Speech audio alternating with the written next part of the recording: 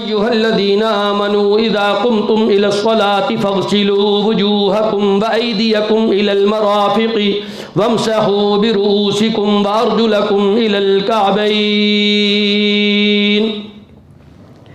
محترم حضرات، آپ کے سامنے وضو کرنے کا طریقہ بیان کرنا چاہتا ہوں۔ ویسے تو الحمدللہ تمام مسلمان مرد و خواتین طریقے سے الحمدللہ واقف ہیں، پھر بھی یاد دہانی کے لیے کہیں کوئی کمی کوتاہی وقت کے ساتھ ساتھ پیدا ہو جاتی ہے، دور ہونے میں انشاءاللہ تعالی مدد ملے گی۔ قرآن حکیم کی یہ جو آیت مبارکہ آپ کے سامنے پڑھی گئی ہے چھڑے پارے سورۃ المائدہ سے، اس میں اللہ رب العزت نے نماز سے پہلے وضو کرنے کا حکم دیا ہے اور اہم چیزیں بیان فرمائی ہیں، اور نبی کریم علیہ السلام نے اپنے عمل سے پورا وضو پیش فرمایا ہے۔ وضو سے پہلے نیت کرنا ضروری عمل ہے۔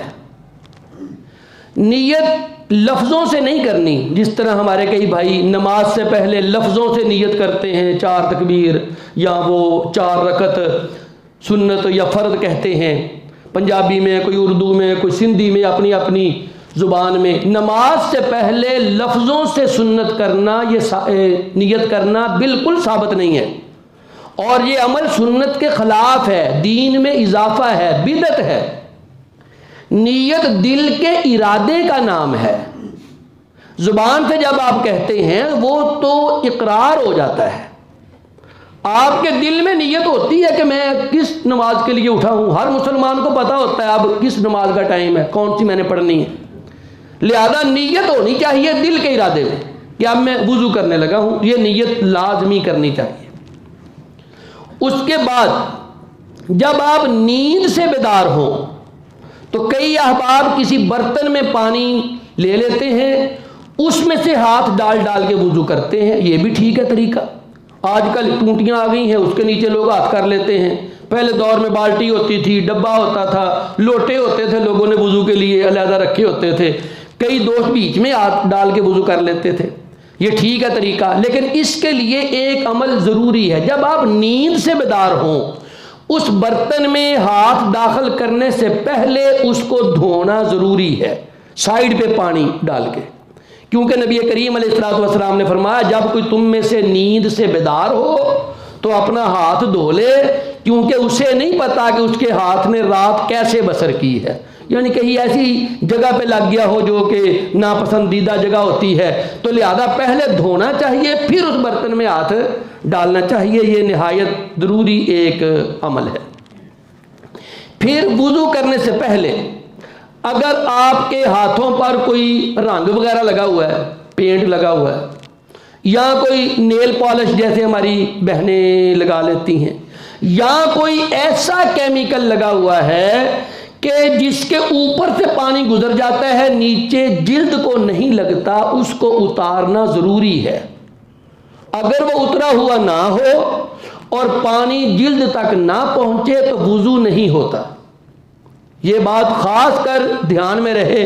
کوئی پالش، کوئی رنگ، کوئی اس قسم کا کیمیکل کہ جس کے لگنے سے پانی تہ تک نہ پہنچے، اس کو پہلے صاف کرنا ضروری عمل ہے۔ پھر آپ سب سے پہلے اپنے ہاتھ دھوئیں گے کلائیوں تک، گٹ جس کو ہم کہتے ہیں، پہلے دایاں ہاتھ دھونا چاہیے۔ جب بھی ہم ٹونٹی کے نیچے کر دیتے ہیں تو اس میں دھیان کرنا چاہیے کہ پہلے دایاں ہاتھ ٹونٹی کے نیچے ہو اور بائیں ہاتھ سے اس کو دھویا جائے، پھر بایاں ہاتھ دھویا جائے۔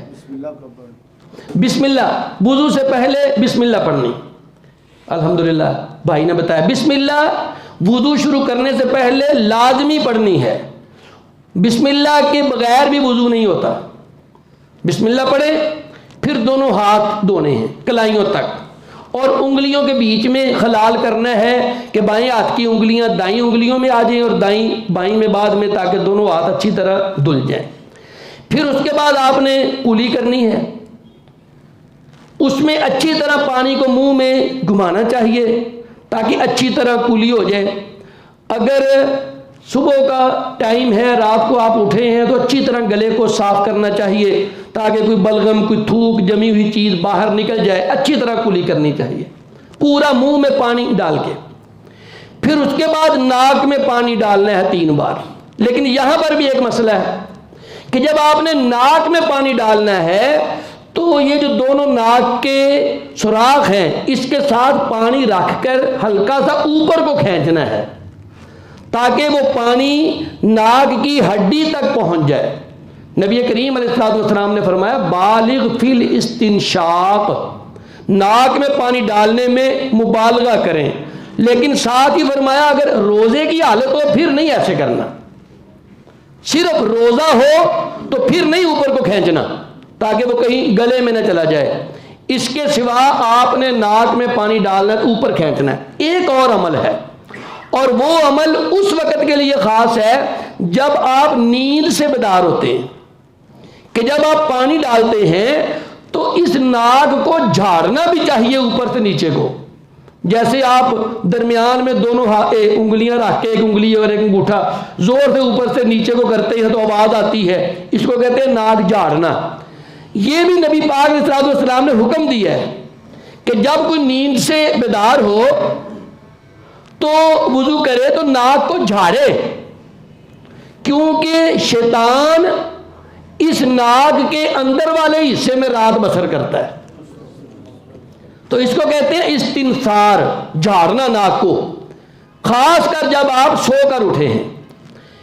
اس کے بعد چہرے کو دھویا جائے گا، سر کے ماتھے کے اوپر سے لے کے کان کی چھوٹی لو تک اور ٹھوڈی کے نیچے تک، اور 3 بار آپ چہرے کو دھو کر پھر 1 بار چلو میں پانی لے کے نیچے داڑھی کو لگائیں گے 4تھی بار، اور 1 ہاتھ کی انگلیوں سے اس کو خلال کیا جائے گا تاکہ بال کھل جائے. اس کے بعد بازو دھونے ہیں کہنی تک. اس میں بھی ہم کئی بار غلطی کر جاتے ہیں. حکم یہ ہے کہ ہاتھ کو کہنی کی طرف لے کے جانا ہے دھوتے ہوئے. ہم کئی بار کہنی نیچے کر دیتے ہیں پہلے تو پانی اوپر سے نیچے کو آتا ہے، جبکہ ہاتھ کی طرف سے پانی کہنی کی طرف جانا چاہیے، پیچھے کو پانی. اور اس میں یہ کرنا چاہیے کہ جب آپ اس کو ہاتھ لے کے جاتے ہیں تو سامنے والے حصے پہ آپ کا ہاتھ جائے پیچھے کو، اور جب کہنی پہ پہنچ جائے تو ہاتھ کو گھما کر پیچھے لے آئیں کہنی کے، اور تاکہ یہاں پر جگہ خشک نہ رہ جائے اس کو اچھی طرح گھمائیں تاکہ کوئی جگہ خشک نہ رہ جائے. اس کا مسئلہ آگے آتا ہے.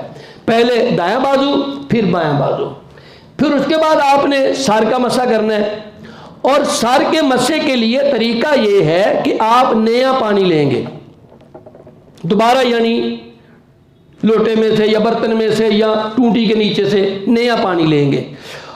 اس کا جو لوگ ایسے کہتے ہیں 3 انگلیاں ایسے کر لیں، 4تھی ایسے کر لیں، 5ویں ایسے، یہ کوئی کہیں پہ ثابت نہیں ہے. جیسی آپ کو آسانی ہے آپ گیلا کریں. یہ بالوں کے شروع سے آپ اپنے ہاتھ رکھیں گے اور یہ بالکل 7 بالوں کے مس کرتے ہوئے ایسے پیچھے تک لے جائیں گے گدی تک، اور جس طرح آپ پیچھے لے کر گئے ہیں اسی طرح ہی پھر آگے آنے چاہیے ہاتھ. اور یہ سر کے شروع سے جہاں سے آپ نے شروع کیا تھا یہاں تک اس کو مسح کرنا چاہیے سر کا. کئی دوست کہتے ہیں 4تھا حصہ بھی بندہ مسح کر لے تو کافی ہے. یہ ان کی بات درست نہیں ہے، کسی صحیح حدیث سے یہ بات ثابت نہیں ہے. پورے سر کا مسح کرنا چاہیے شروع سے پیچھے.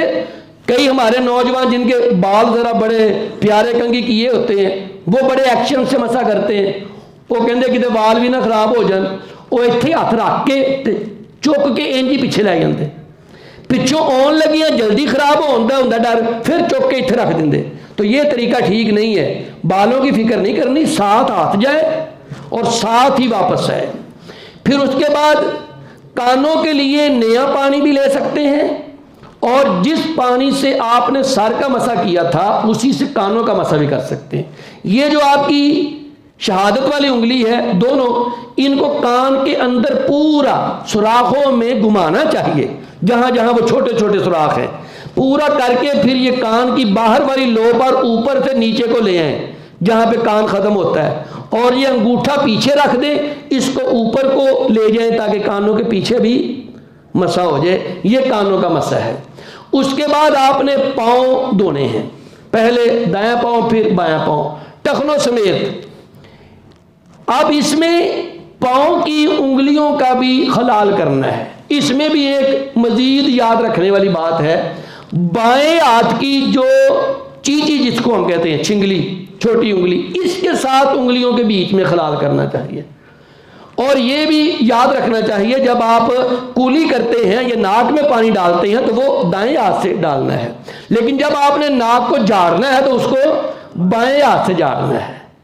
اسی طرح جب آپ نے پاؤں کی دونوں پاؤں کی انگلیوں کا خلال کرنا ہے تو بائیں ہاتھ کی چنگلی چیچی جس کو ہم کہتے ہیں اس کو بیچ میں اچھی طرح مارنا ہے تاکہ کوئی جگہ خشک نہ رہ جائے, ایڑیوں کے پیچھے سے, ٹخنوں کے نیچے سے.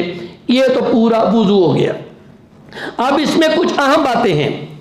ایک اس کی اہم بات یہ ہے کہ وضو کرنے کے بعد جب آپ اٹھتے ہیں دائیں ہتھیلی پہ تھوڑا سا پانی لے کے قمیض کو آگے سے تھوڑا سا اوپر کر کے شرمگاہ پر ہلکے ہلکے چھینٹے مار لینے چاہیے, یوں کر کے. جو بندے کے دل میں کوئی وسوسہ ہوتا ہے یا کسی وقت پیشاب کرتے ہوئے جب بندہ اٹھتا ہے کوئی قطرہ گر جاتا ہے کپڑوں پر, وہ جو وسوسہ یا کوئی پیشاب کا قطرہ لگ جاتا ہے یا وہ آتے جاتے کوئی چھینٹا شلوار پہ پڑ جاتا ہے تو ایسے چھینٹا مارنے سے انشاءاللہ تعالی تمام طہارت حاصل ہو جاتی ہے. مسلمان کے لیے کتنی آسانیاں بیان فرمائی گئی ہیں. چھینٹے مار لیں شرمگاہ پر, مرد بھی عورت بھی. یہ آپ کا وضو ہو گیا مکمل. اس میں اب کیا چیزیں یاد رکھنے والی ہیں؟ ایک تو یہ یاد رکھنے والی ہے وضو جتنا میں نے آپ کو بتایا ہے اس سارا عمل آپ ایک ایک بار بھی کر سکتے ہیں. ہاتھ ایک بار, کلی ایک بار, ناک میں پانی ایک بار, منہ ایک بار, داڑھی کے لیے دوسری بار پانی لے لیں گے تو بازو ایک بار, سر کا مسا ایک بار, کانوں کا ہے ہی ایک بار, پاؤں ایک بار, دو بار بھی کر سکتے ہیں. 2 بار ہاتھ, 2 بار کلی, 2 بار ناک میں پانی, 2 بار منہ, ایسے. سر کا مسا بھی آپ 2 بار کر سکتے ہیں, 3 بار بھی آپ کر سکتے ہیں. سر کا مسا بھی 3 بار بھی کر سکتے ہیں. سنن ابی داود میں صحیح روایت موجود ہے, سر کا مسا بھی 1 بار کافی ہے لیکن 3 بار بھی کیا جا سکتا ہے. ایک مسئلہ. دوسرا مسئلہ یہ ہے کہ آپ کسی حصے کو 1 بار کر لیں, کسی کو 2 بار, کسی کو 3 بار, یہ بھی ٹھیک ہے. سب سے اہم بات 3 بار سے زیادہ نہیں کر سکتے. یہ نبی کریم علیہ الصلوۃ والسلام نے منع فرمایا ہے. فرمایا جس نے 3 بار سے زیادہ کیا اس نے زیادتی کی ہے, زیادتی کی ہے. یہاں پر ہمارے کئی احباب سارا جب وضو ہوتا ہے جب بازو 3 بار دھو لیتے ہیں, دھونے کے بعد پھر چلو میں یوں پانی ڈال کے نا 3 بار ایسے کرتے ہیں. پوچھو بھی یہ کیا کہتے ہیں؟ میں نے سنت پوری کی ہے. یہ طریقہ ٹھیک نہیں ہے. سنت تو پہلے پوری ہو گئی ہے 3 بار, اب یہ تو آپ زیادہ کر رہے ہیں. زیادہ کرنے کی اجازت نہیں ہے. کوئی طریقہ ایسے کر کے 1 بار دھو لیں, 1 بار نیچے کر کے دھو لیں. دھونا 3 بار ہی ہے. ایک تو یہ بات ہے. دوسری اس میں بات یہ ہے وضو کے جس حصے کو بھی دھویا جائے مل کر دھویا جائے تاکہ اچھی طرح, کیونکہ غسل کہتے ہی اس کو ہے جس میں مل کر دھویا جائے اچھی طرح تاکہ پاکی صفائی حاصل ہو جائے. ترتیب اس میں لازمی ہے, ترتیب, اور پے در پے بھی کرنا ہے. یہ نہیں کلی کر لی, 2 منٹ گلاں کر لیا, پھر نک چ پانی پا لیا, پھر حال چال کر لیا, ایسے نہیں ہے. اس میں ترتیب ضروری ہے کہ ایک حصے کے بعد فوراً دوسرا, پے در پے لگاتار عمل ہونا چاہیے وضو کے آخر تک. اس میں یہ نہیں آدھا وضو اب کر لیا اٹھ کے بعد چلے گئے آگے پھر اگلا شروع کر لیا, یہ طریقہ ٹھیک نہیں ہے. اور سب سے اہم بات ہے وضو میں کوئی جگہ خشک نہیں رہنی چاہیے.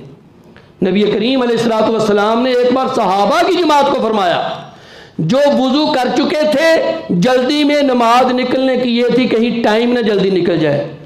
اسی میں پہلے تو چھتی آتے نہیں تو جدو آنے ہیں پھر امام صاحب نے نماز شروع کی ہوں, پھر جڑی ساری وضو دی ہوں سپیڈ, نہ پوری کلی, نہ پورا نک چ پانی, نہ پورا منہ, بس پھر چل تو چل.